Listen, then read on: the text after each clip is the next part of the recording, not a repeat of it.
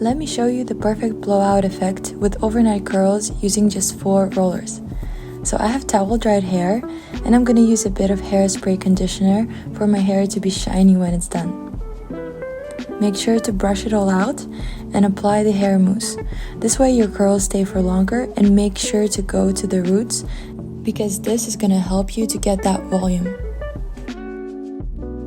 So step number 1, I'm gonna take the front section and put it into the roller and fixate it with bobby pins from both sides. Next, you wanna do a very high ponytail.